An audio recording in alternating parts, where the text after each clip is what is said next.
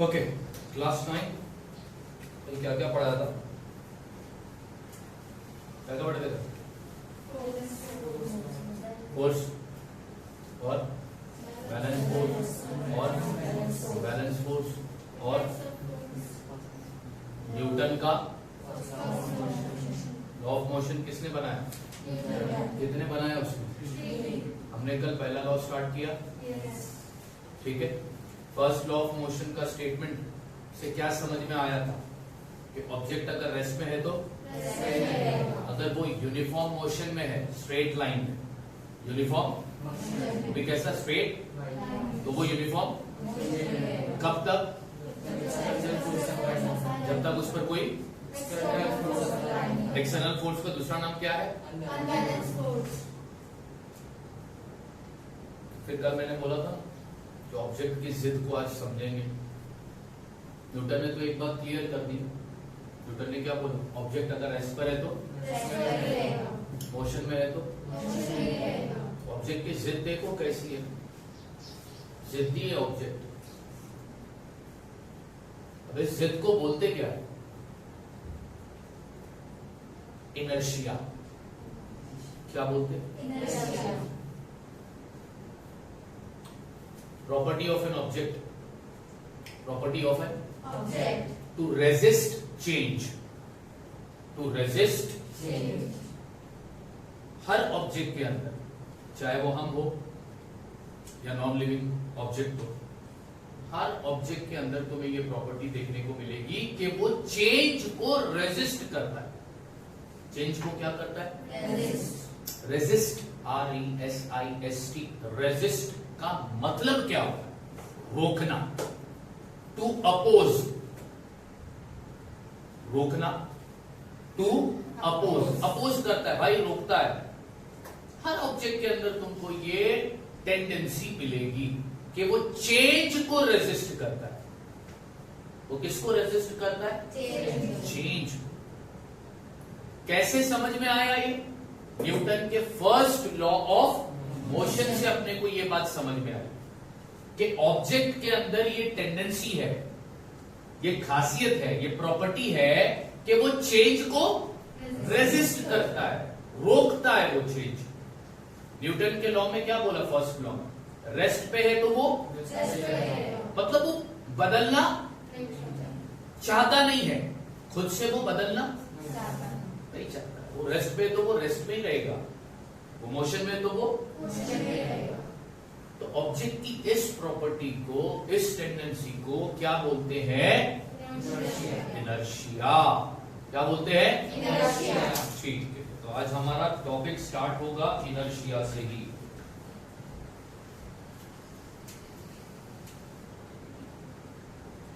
Conclusion from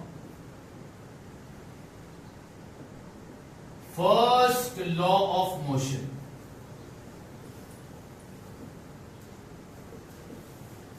दिखाई दे रहा है? फर्स्ट लॉ ऑफ मोशन का क्या निकाल रहे हैं अपन? कंक्लूजन। क्या निकालेंगे conclusion? The tendency of an object to resist change. The tendency of an object to resist change.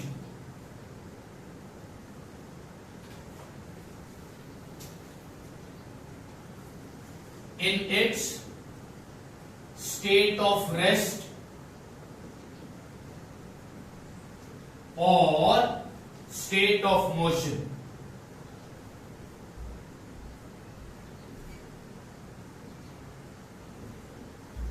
This property of an object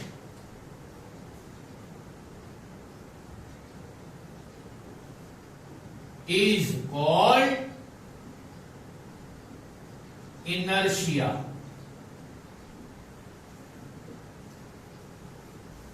conclusion निकाला हमने from first law of motion कि ऑब्जेक्ट की एक टेंडेंसी है। Tendency का मतलब क्या होता है?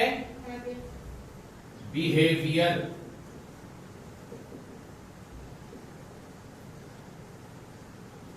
या फिर प्रॉपर्टी, खासियत। हर ऑब्जेक्ट की एक टेंडेंसी है कि वो किसको रेजिस्ट करता है। रेजिस्ट का मतलब टू अपोज, रोकना। वो चेंज को क्या करता है? रोकता है। हर ऑब्जेक्ट खुद से कभी चेंज होना, अगर वो स्टेट ऑफ रेस्ट में है तो वो स्टेट ऑफ, अगर वो स्टेट ऑफ मोशन में तो वो स्टेट ऑफ। और इस प्रॉपर्टी को, ऑब्जेक्ट की इस प्रॉपर्टी, इस टेंडेंसी, इस बिहेवियर को क्या बोलते हैं?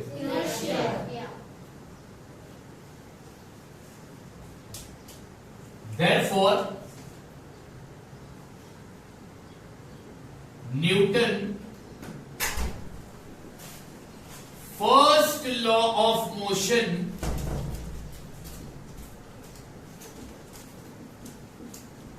is also known as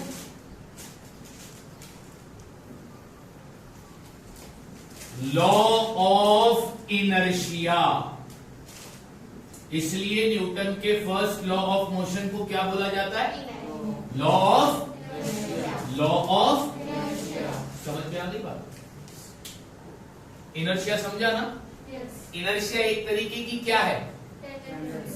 आदत, बिहेवियर, टेंडेंसी। किसकी है ये टेंडेंसी? ऑब्जेक्ट। कोई भी ऑब्जेक्ट खुद से बदलना चाहता, कब तक? जब तक उस पर कोई एक्सटर्नल फोर्स हम अप्लाई नहीं करते। तो ऑब्जेक्ट की इस टेंडेंसी को फिजिक्स ने क्या नाम दिया? इस वजह से न्यूटन के फर्स्ट लॉ ऑफ मोशन को हम क्या बोलते हैं? Law of inertia. अगर एग्जाम में क्वेश्चन आया एक्सप्लेन इनर्शिया, एक्सप्लेन या फिर व्हाट इज इनर्शिया, तो क्या लिखोगे? An object, sorry, the tendency of an object to resist change in its state of rest और state of motion, this property of an object is called inertia. Clear है? अब हम पढ़ेंगे types of inertia. क्या पढ़ेंगे? Types of inertia. किसके types पढ़ेंगे? अब इनर्शिया क्लियर हो गया ना? हाँ या ना? पक्का ना? इनर्शिया क्या है? किसकी? अब क्या पढ़ने जा रहे हो? पक्का? ध्यान से सुनोगे ना?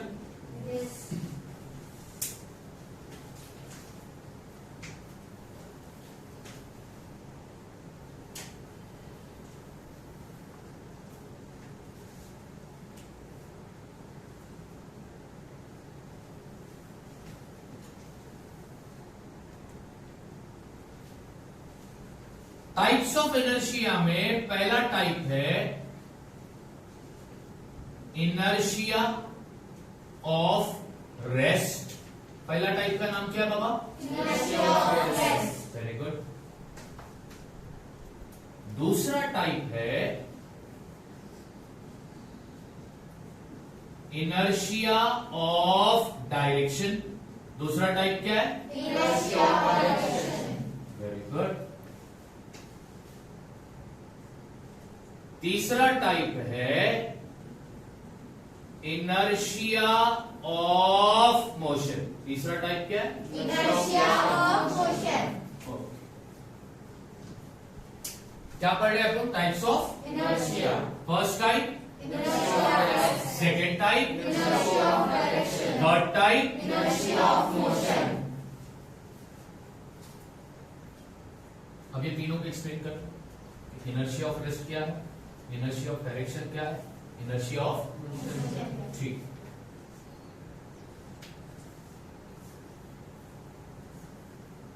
नीचे का देखे ना।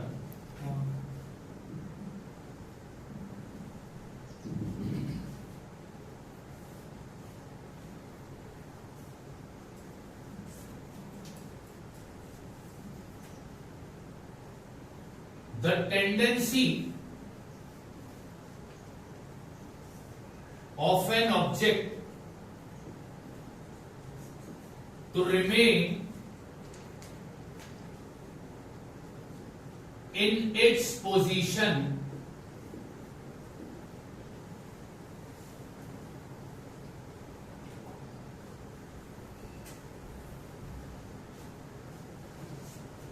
of rest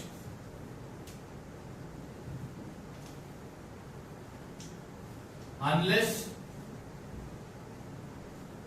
acted upon by an external force.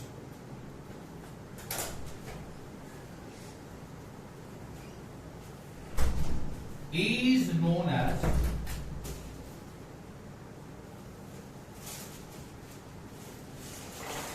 inertia of rest. Okay, अब क्या पढ़े बाबा? पहला टाइप क्या है? Inertia of rest. अब ध्यान से सुनना, इनर्शिया ऑफ रेस्ट का मतलब ऑब्जेक्ट रेस्ट पोजीशन में तो वो रेस्ट में ही रहेगा कब तक? जब तक उस पर कोई एक्सटर्नल फोर्स अप्लाई नहीं होता। तो इसको बोलते हैं इनर्शिया ऑफ रेस्ट। यानी अगर ऑब्जेक्ट रेस्ट पोजीशन पर है तो वो रेस्ट पोजीशन पर ही रहेगा कब तक? जब तक उस पर कोई एक्सटर्नल फोर्स अप्लाई नहीं होता। इसको बोलते हैं इनर्शिया ऑफ रेस्ट। समझ में आया? इनर्शिया ऑफ रेस्ट किसको बोलते हैं? पक्का? चलो उसका एक एग्जांपल देता हूं, और ये एग्जाम्पल हम सबको पता है, लेकिन आज इसका मतलब हमको समझ में आए।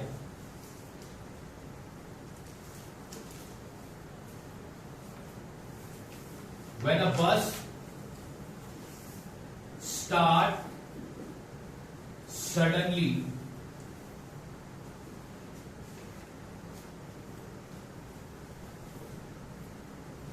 the passenger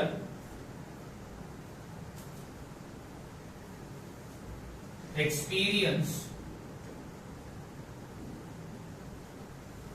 a backward jerk। ये मैंने एग्जाम्पल लिखाया है इनर्शिया ऑफ रेस्ट का। क्या बोलता है एग्जाम्पल? हमारे डे टू डे लाइफ में ये चीज हमने कभी ना कभी फेस की है। हमने बस में ट्रैवल किया है, हमने कार में ट्रैवल किया, हमने ट्रेन में ट्रैवल किया है ना। yes. तुम बस में खड़े हो, बस रुकी भी है, बस रुकी भी है, और तुम बस के अंदर खड़े हो हैंडल पकड़ के। सडनली बस स्टार्ट हो गया। सडनली बस क्या होगी? स्टार्ट।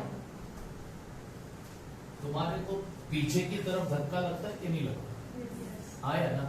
अपन पीछे की तरफ जाते हैं, अपन पीछे की तरफ जाते हैं, यानी बॉडी का ऊपर का पार्ट पीछे की तरफ जाता है और फुट जो है, फुट वो आगे की तरफ जाता है। ये एग्जाम्पल है इनर्शिया ऑफ रेस्ट का। किसका एग्जाम्पल है? Inertia of rest. कि जब बस सडनली स्टार्ट हो जाता है तो उसके अंदर जो पैसेंजर बैठे होते हैं या खड़े होते हैं उन्हें झटका लगता है पीछे की तरफ। Backward jerk. जर्क का मतलब क्या? झटका। ये एग्जांपल किसका है? Inertia of rest. अब इसमें क्या होता है? तो जो फुट है, बॉडी का जो लोअर पार्ट है वो बस के कांटेक्ट में है, और बॉडी का अपर पार्ट बस के कांटेक्ट में नहीं है। इस वजह से ऊपर वाला पार्ट रेस्ट पर ही है, ऊपर वाला पार्ट रेस्ट पर है। स्टार्ट में तो लोअर वाला पार्ट भी रेस्ट में था, लेकिन जब बस स्टार्ट हुई तो फुट कौन से डायरेक्शन में गया? आगे के डायरेक्शन में। और हम को जो झटका लगा वो, क्योंकि हमने चेंज को ऊपर, बॉडी के ऊपर वाले पार्ट ने चेंज को क्या किया? अपोज कर दिया। क्या कर दिया? रेस्ट में था तो रेस्ट में ही था रहेगा। ये एग्जाम्पल किसका है? Inertia of. तो अगर तुमको किसने बोला कि इनर्शिया ऑफ रेस्ट का एग्जाम्पल दो, तो ये एग्जाम्पल याद रखना, बहुत सिंपल एग्जाम्पल है कि जब बस सडनली स्टार्ट होता है तो अंदर बैठने वाला, खड़े होने वाले पैसेंजर को जर्क, झटका लगता है। कौन से डायरेक्शन में? बैकवर्ड डायरेक्शन में। और बॉडी का जो लोअर पार्ट है वो कौन से डायरेक्शन में जाता है? फॉरवर्ड डायरेक्शन में जाता है। और upper part of the body, body का ऊपर वाला पार्ट फिर भी कौन से स्टेट में रहता है? रेस्ट स्टेट में ही रहता है।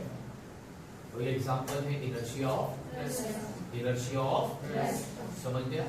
इनर्शिया ऑफ रेस्ट क्या बोलोगे? इनर्शिया ऑफ रेस्ट क्या है? ऑब्जेक्ट की टेंडेंसी कि अगर वो रेस्ट पोजीशन पर है तो वो रेस्ट में ही रहेगा। कब तक? जब तक उस पर कोई,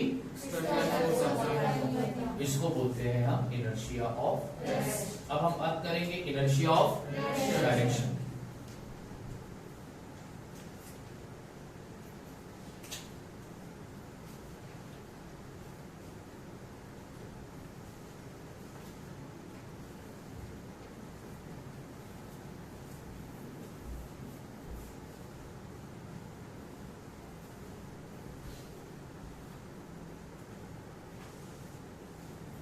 Inability of an object to change by itself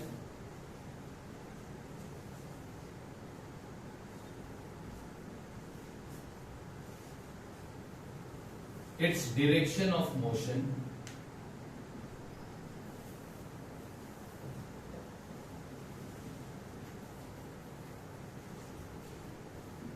is called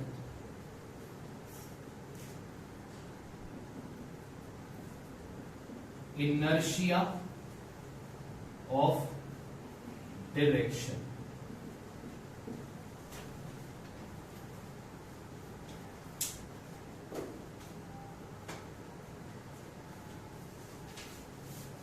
object motion में है,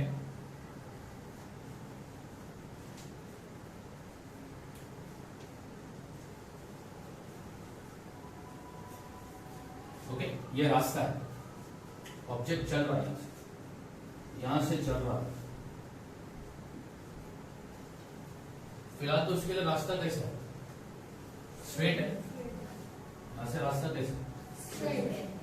अब जब वो ये पॉइंट पे आएगा तो उसे अपना क्या बदलना पड़ेगा? डायरेक्शन। तुम्हें लगता है ऑब्जेक्ट खुद से अपना डायरेक्शन बदलता है?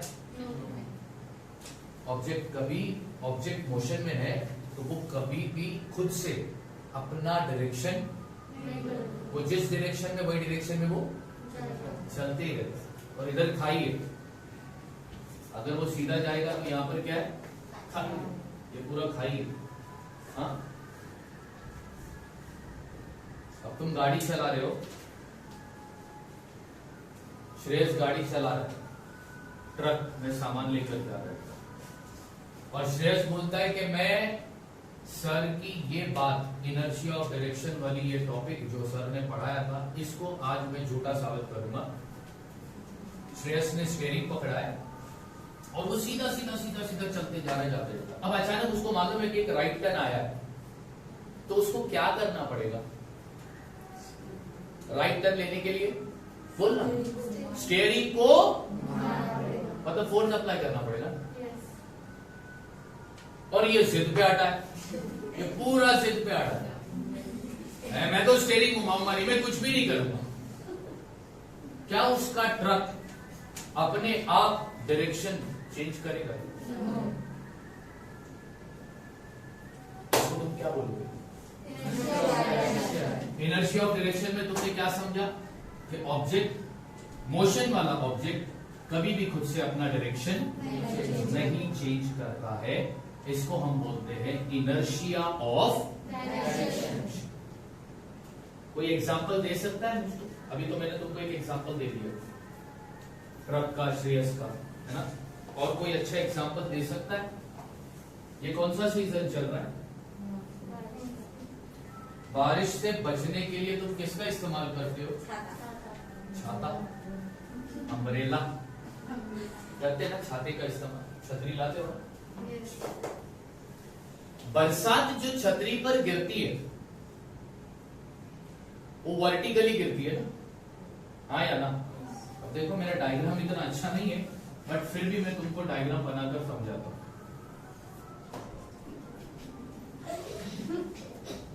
ये क्या है भाई? This is umbrella. What is this? Umbrella का हैंडल है, ठीक है। थोड़ा इसको डिजाइन करो। अब बरसात की बूंदे भी चाहिए अपने को, तो बरसात की बूंदे कैसी गिर रही है? Vertically, downward, vertically, vertically, vertically, yes और इसकी इधर खड़ा है रिजवान, छाता लेके कौन खड़ा है?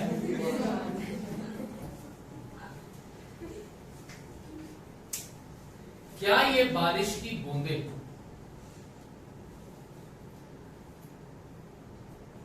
खुद से अपना डायरेक्शन बदलती है क्या? इसलिए तो ये क्या है, सूखा है ना रिजवान अंदर छतरी में, गीला तो नहीं हो रहा है ना? गीला हो रहा है क्या? तो ये एक एग्जांपल है किसका? इनर्शिया ऑफ, यानी ऑब्जेक्ट अगर मोशन में है ना तो वो कभी भी खुद से अपना डायरेक्शन नहीं बदलता। इसको कहते हैं इनर्शिया ऑफ डायरेक्शन, ठीक है। इसका एग्जांपल मैं अम्ब्रेला वाला लिखा देता हूं, तुम लोग इत्मीनान से बाद में कॉपी कर लेना। तो एग्जांपल अपन ने अम्ब्रेला का लिए थे, राइट? यहां पे लिखता हूं मैं example,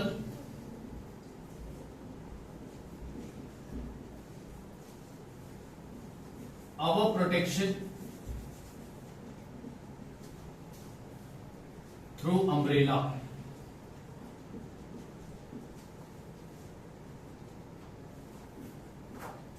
Our protection through umbrella. इसको और आगे एक्सप्लेन कर सकते हो तुम लोग। The rain drops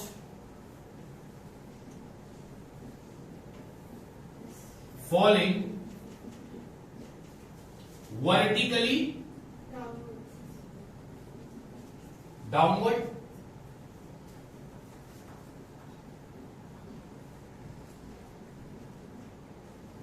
cannot change their direction of motion,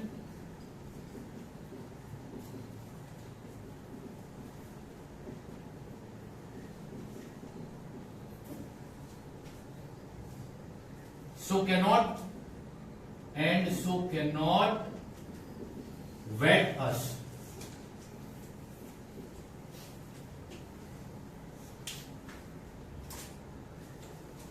अब तुम बोलोगे सर, नहीं सर हम भीगते हैं सर, है ना? आएगा ना ये सर? क्या मैं अगर पढ़ा होता, मैं अगर तुम्हारे जगह बैठा होता तो मैं ये सर को तुरंत क्वेश्चन पूछता, सर नहीं भीगते सर हम लोग, नीचे से पैंट से भीगते नहीं सर, नीचे से तो इसलिए भीगते हो क्योंकि वो जब छींटे जो जमीन पर गिरते हैं तो वो बाउंस बैक होते हैं ना ऊपर, ठीक है ना? तो वो, लेकिन मेरा क्या सवाल, मैं ये कह रहा हूं कि नहीं सर हम तो ऊपर से भी भीगते थे। सर नहीं सर ऊपर से भीगते मतलब सर देखो ना बारिश की बूंदों ने डायरेक्शन चेंज किया तब जाकर, अब छतरी तो ऐसा कवर करती है ना अपने को, लेकिन हम भीगते हैं, यहां से भी भीगते हैं, पीछे भी भीगते हैं, जबकि हमें भीगना नहीं चाहिए। भीग क्यों रहे हैं? क्योंकि बरसात की बूंदों ने अपना डायरेक्शन क्या किया, लेकिन वो कभी खुद से डायरेक्शन चेंज नहीं करेगा, उसको चेंज करने के लिए किसी ना किसी ने तो फोर्स लगाया होगा। किसने? हवा ने लगाया ना। देखो जब हवा के साथ बरसात होती है ना तो वो बरसात की बूंदें आड़ी टेढ़ी गिरते रहती है अपने, लेकिन सिर्फ बरसात हो और हवा ना हो वो टाइम पर तो वो सीधा वर्टिकली डाउनवर्ड डायरेक्शन में गिरेगी।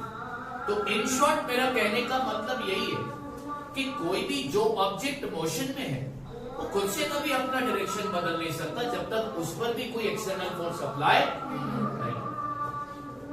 तो इसको हम बोलते हैं इनर्शिया ऑफ।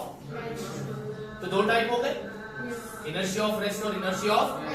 अब तीसरा टाइप कौन सा है? ठीक है, वो मैं लिखा देता हूं।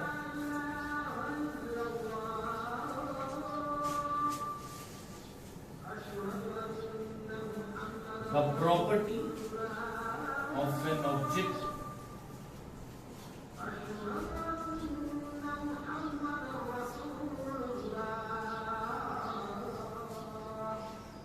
which it cannot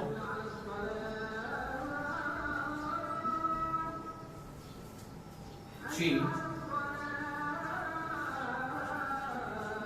its state of motion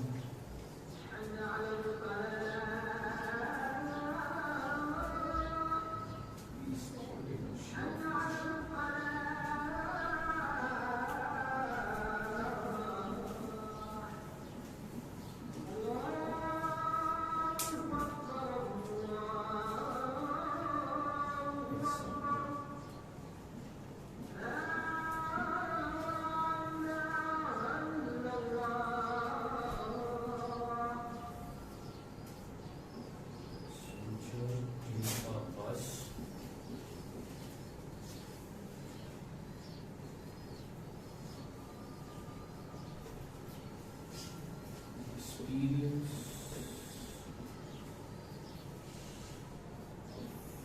forward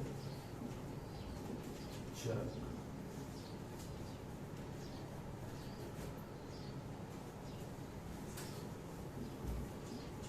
bus stop suddenly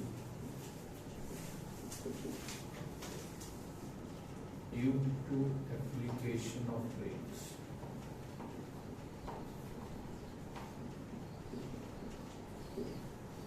Okay.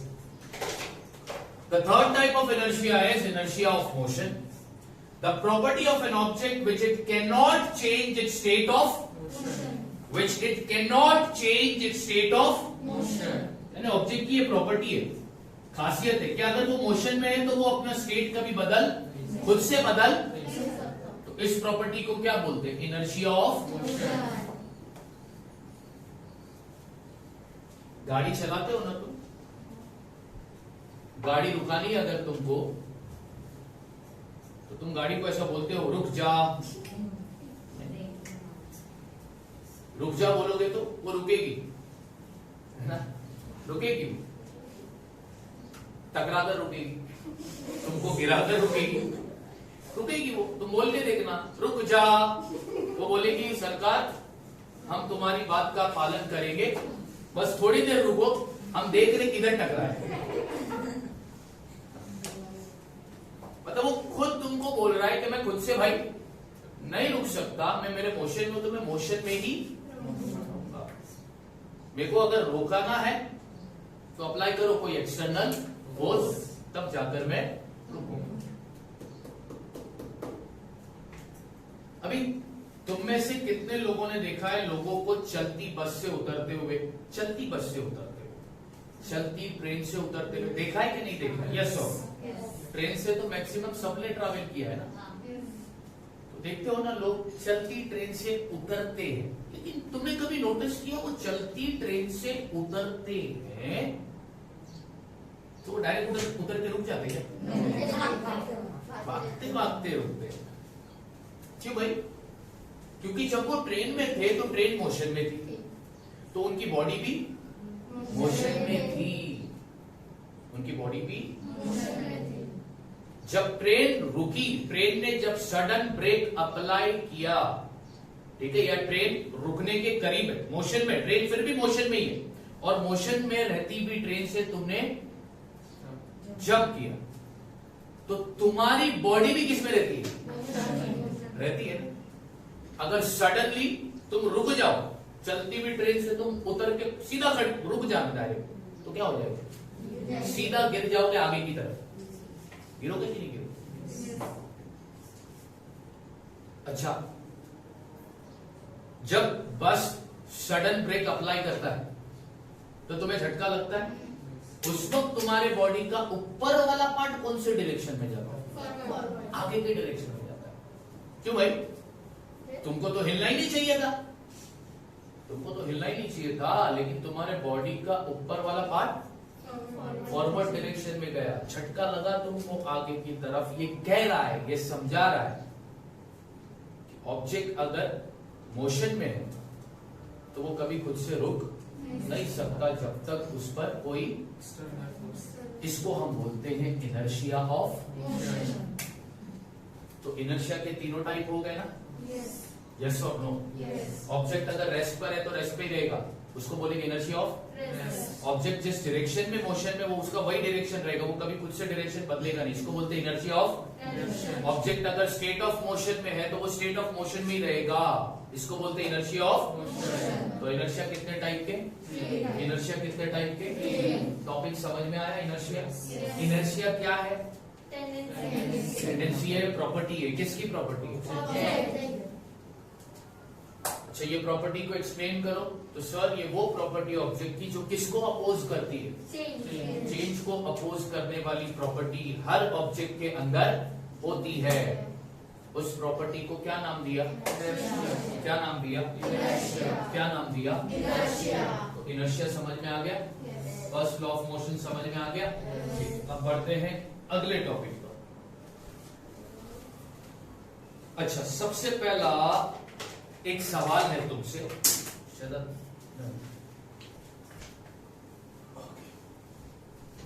एक सिंपल सा क्वेश्चन है।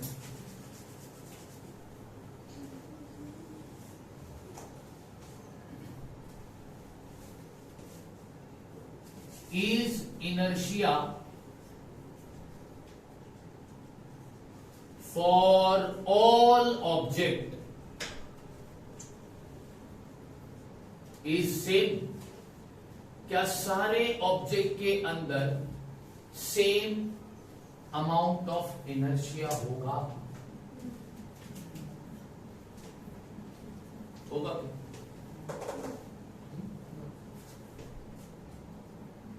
पक्का? कैसे?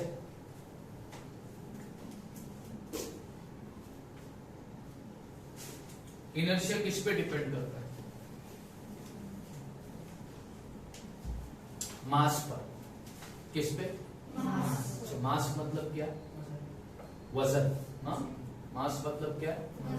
जिसको हम कॉमन लैंग्वेज में क्या बोलते हैं? वेट।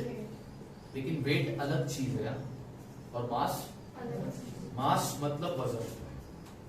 ठीक है। अच्छा, अभी मैं एक सिंपल सा एग्जांपल देता हूं।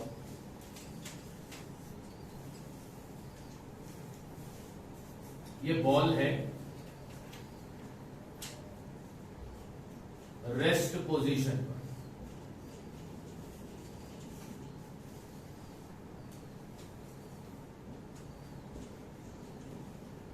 ये स्टोन है,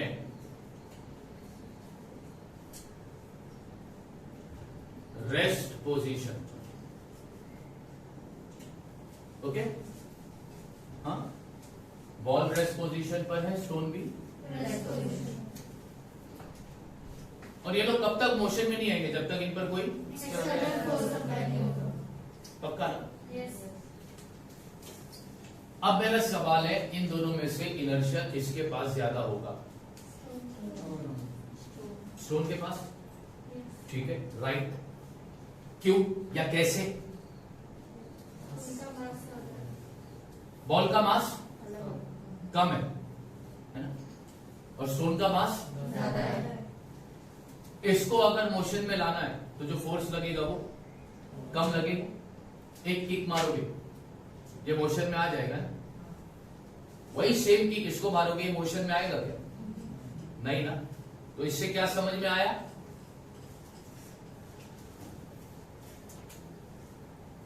लेस मास लेस इनर्शिया,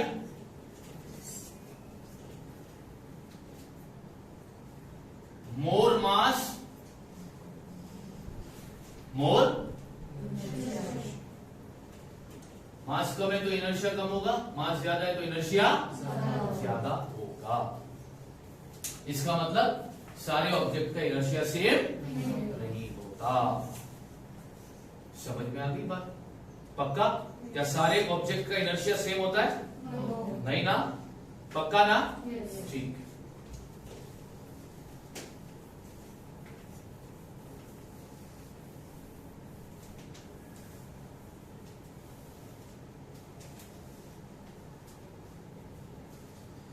अब नेक्स्ट टॉपिक है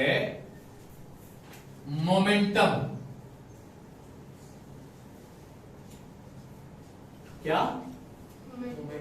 momentum represented by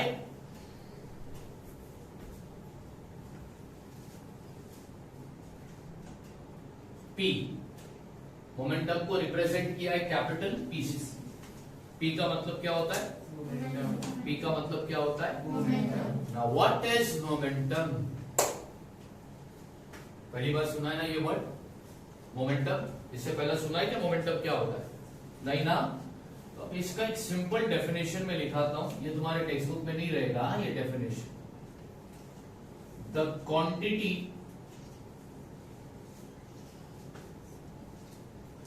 which measures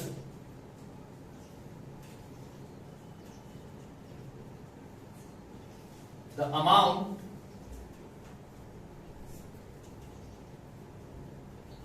of motion in the body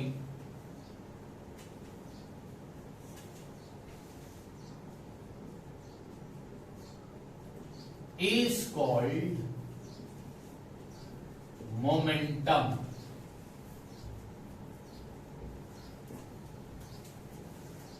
सबसे पहला मैं तुम्हें एक बात क्लियर कर दूं, मोमेंटम एक तरीके की फिजिकल क्वांटिटी है।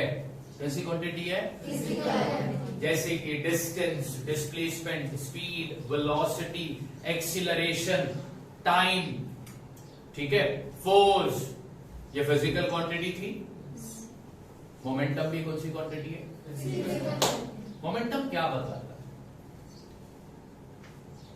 कि एक बॉडी के अंदर कितना मोशन है। बॉडी के अंदर कितना मोशन, वो मेजर करने वाला जो कंसेप्ट है, उस कंसेप्ट का नाम क्या है? The quantity which measures. Momentum क्या है? Physical quantity. कौन सी क्वांटिटी है? फिजिकल क्वांटिटी, जो मेजर करती है कि बॉडी में कितना मोशन है। बॉडी में कितना मोशन है, उस पर्टिकुलर क्वांटिटी को क्या बोला गया है? मोमेंटम। क्या बोला गया है? मोमेंटम।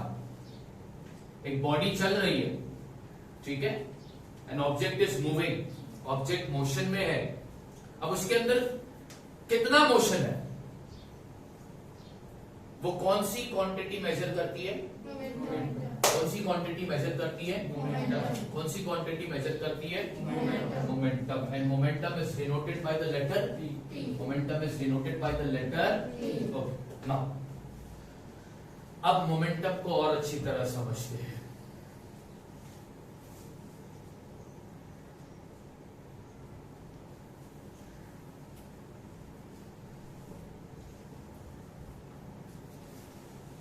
टेबल टेनिस का बॉल आता है, पता है ना? छोटा बॉल होता है ना, राइट? और सीजन बॉल।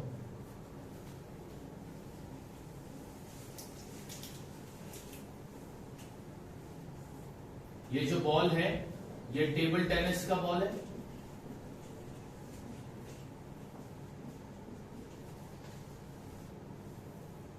और ये जो बॉल है, ये सीजन बॉल है या क्रिकेट बॉल है, ठीक है, राइट? ओके। मैंने साहिल को पहला टेनिस बॉल से फेंका, टेनिस बॉल मैंने साहिल की तरफ फेंका, मैंने साहिल को मारा, किससे? टेबल टेनिस बॉल से। और बाद में साहिल को मैंने मारा सीजन बॉल से। कौन से केस में उसे चोट ज्यादा लगेगी?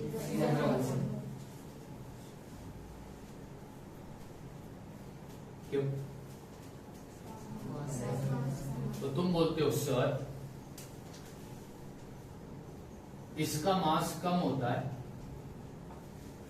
और इसका मास ज्यादा होता है, बराबर? यस और नो? इसका मास क्या होता है? कम होता है।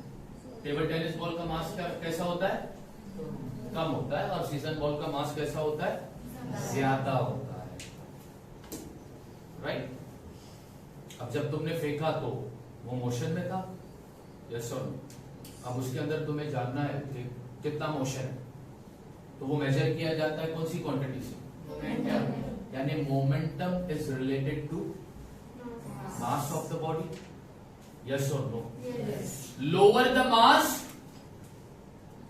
Lower the momentum. अगर मास कम होगा तो मोमेंटम भी कितना होगा? और अगर higher the mass, higher will be the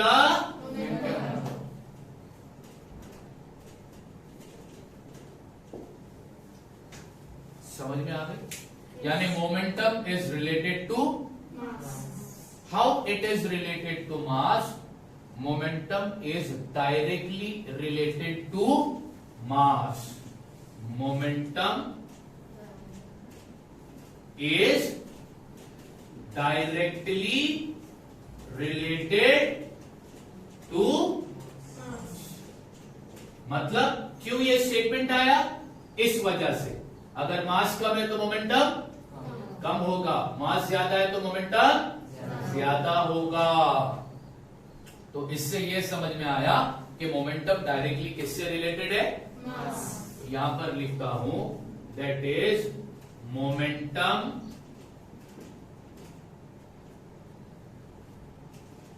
is directly proportional to mass. यहां पर मैंने क्या लिखाया? मोमेंटम इज लिखा है ना. अब मैंने सिर्फ डायरेक्टली रिलेटेड की जगह पर यहां पर साइन डाल दी. इस साइन को हम क्या बोलते हैं? Direct proportional. क्या बोलते हैं? Direct proportional. अब क्यों बोला मैंने डायरेक्ट प्रोपोर्शनल? तो ये मैंने ऑलरेडी बता दिया. मास कम तो मोमेंटम, मास ज्यादा तो मोमेंटम ज्यादा. तो ये तो क्लियर हो गया. मोमेंटम मास से रिलेटेड है, वो भी कैसा? डायरेक्टली या इनडायरेक्टली? डायरेक्टली रिलेटेड है. ठीक. अब दूसरा एग्जांपल देखो. Again this is a season ball.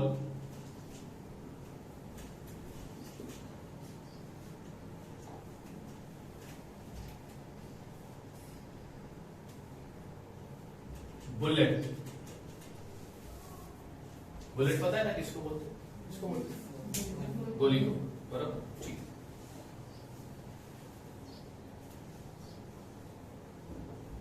मैंने साहिल को सीजन बॉल फेंक के मारा,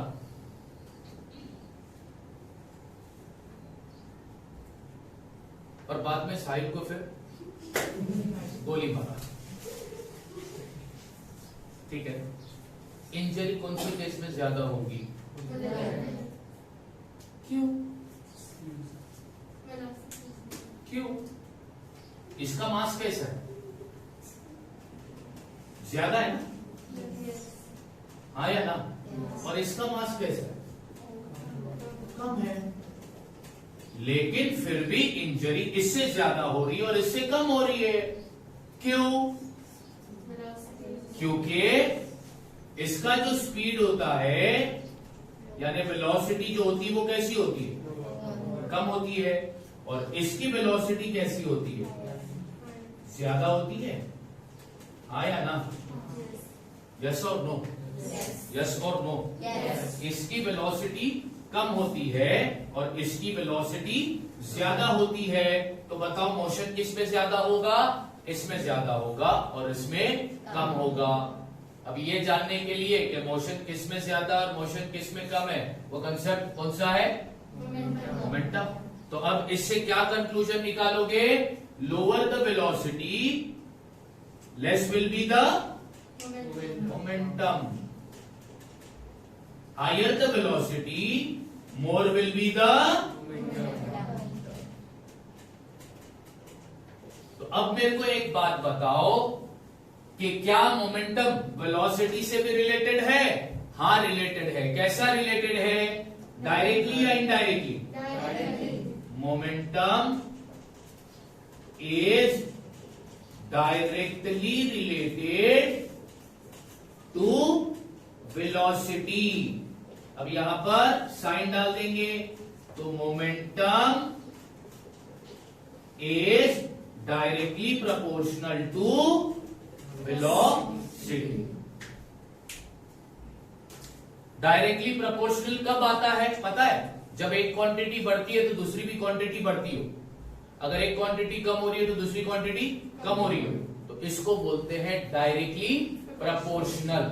यहां पर भी वही हुआ, मास कम था इसलिए मोमेंटम, मास ज्यादा था इसलिए मोमेंटम, फिर वेलोसिटी कम थी तो मोमेंटम भी कम था, वेलोसिटी ज्यादा थी तो मोमेंटम भी ज्यादा था। इसलिए मोमेंटम जो है वो मास से भी डायरेक्टली रिलेटेड है और वेलोसिटी से भी डायरेक्टली रिलेटेड है। मोमेंटम क्या है? क्वांटिटी है जो क्या मेजर करती है कि बॉडी के अंदर कितना मोशन है। तो बॉडी के अंदर कितना मोशन है ये बताने वाली क्वांटिटी का नाम क्या है? Denoted by the letter denoted by the letter. अच्छा, तो अब बनेगा मोमेंटम का फॉर्मूला। क्या बनेगा मोमेंटम का फॉर्मूला? अब मोमेंटम का फॉर्मूला देखो क्या बनेगा। Momentum is equal to mass multiply by velocity. क्योंकि मोमेंटम दोनों चीज से रिलेटेड है ना, मास से भी रिलेटेड है और मास से भी रिलेटेड है। और तो मोमेंटम का फॉर्मूला क्या बना? Momentum is equal to mass multiply by velocity. अब इसको लिखेंगे कैसा? तो मोमेंटम को कौन से लेटर से डिनोट किया है? P से। इक्वल मास को कौन से लेटर से डिनोट करेंगे? M से। मल्टीप्लाई वेलोसिटी को कौन से लेटर से डिनोट करेंगे? V। यानी momentum is equal to mass multiply by velocity. The product of mass and velocity is called momentum. The product of mass and velocity is called momentum. मास और velocity को जब multiply करोगे उसका जो product आएगा उस प्रोडक्ट को हम क्या बोलते हैं? momentum. ये वाला डेफिनेशन तुम्हारे टेक्स्ट बुक में दिया है। ठीक है, बात समझ में आ गई? तो एग्जाम में अगर आया कि डिफाइन मोमेंटम, तो ये वाला डेफिनेशन प्लीज मत लिखना, वही डेफिनेशन लिखना जो तुम्हारे टेक्स्ट बुक में दिया हुआ है। ठीक है, ये मैंने क्यों बताया? अगर मैं तुमको ये डायरेक्टली बताता ना तो तुम्हारे सर के ऊपर से सब बात जाती, बट अभी तुम्हें क्लियर पिक्चर पता हो गई कि मोमेंटम एक क्वांटिटी का नाम है, फिजिकल क्वांटिटी है जो मेजर करती है कि बॉडी के अंदर कितना मोशन है। और मोमेंटम दो चीज से रिलेटेड है, मास से भी और इसलिए मोमेंटम का फॉर्मूला क्या बना? मास मल्टीप्लाई बाय वेलोसिटी। अच्छा, अब एक बात मेरे को बताओ, इसमें वेलोसिटी आया है कि नहीं आया है? yes. और वेलोसिटी कौन सा क्वांटिटी था? वेक्टर। यस और नो? तो मोमेंटम भी कौन सा क्वांटिटी बनेगा? It is an vector. कौन सा क्वांटिटी बना मोमेंटम? वेक्टर क्वांटिटी बना। ठीक है, अब इसका एसआई यूनिट भी लिखा देता हूं। इसका एसआई यूनिट है किलोग्राम मीटर पर सेकेंड। इसका सीजीएस यूनिट है ग्राम सेंटीमीटर पर सेकेंड। तो तुमको किसने पूछा कि मोमेंटम का एसआई यूनिट क्या है? किलोग्राम मीटर पर सेकेंड। उसका सीजीएस यूनिट क्या है? ग्राम सेंटीमीटर पर सेकेंड। अब एसआई यूनिट और सीजीएस ये बताने की जरूरत नहीं है। फिजिकल क्वांटिटी को मेजर करने के कितने सिस्टम अवेलेबल है? दो, एक एसआई सिस्टम, दूसरा सीजीएस सिस्टम। हर फिजिकल क्वांटिटी को मेजर करने के जो यूनिट वाला सिस्टम है वो कितना सिस्टम है? एक और दूसरा तो समझ में आया बच्चों मोमेंटम? यस और नो? हमने इनर्शिया पढ़ लिया, टाइप्स ऑफ इनर्शिया पढ़ लिया, हमने मोमेंटम पढ़ लिया। अब नेक्स्ट लेक्चर में हम स्टार्ट करेंगे न्यूटन का सेकेंड लॉ ऑफ मोशन, जो किससे रिलेटेड है? तो किससे रिलेटेड है? इसलिए पहला मैंने सेकेंड लॉ स्टार्ट नहीं किया, पहला क्या समझा दिया? समझ में आ गई बात? ठीक है ना? अब सुनो बाबा, कल सैटरडे है, परसों संडे है, और अक्सर तो मैं संडे को लेक्चर नहीं ले रहा था, बट ये वीक में मैं कल भी और परसों भी लेक्चर नहीं लूंगा, यानी सैटरडे और संडे कोई लेक्चर अब नहीं होगा। ठीक है? अब लेक्चर डायरेक्ट स्टार्ट होगा कब? मंडे को। कब स्टार्ट होगा? और मंडे का लेक्चर सेम रहेगा, साइंस। मंडे हम न्यूटन का सेकंड लॉ और थर्ड लॉ पूरा पढ़ देंगे। ट्यूसडे को हम इस टॉपिक का आखिरी लॉ पढ़ देंगे, फिर वो टॉपिक हमारा चैप्टर हो जाएगा पूरा खत्म। यानी ट्यूसडे, मोस्ट प्रोबेबली ट्यूसडे को ये चैप्टर अपना हो जाएगा। ठीक है? तो कल लेक्चर नहीं है, परसों भी लेक्चर नहीं है। डायरेक्ट लेक्चर कब है? और सेम टाइमिंग है 5 बजे। ठीक है ना?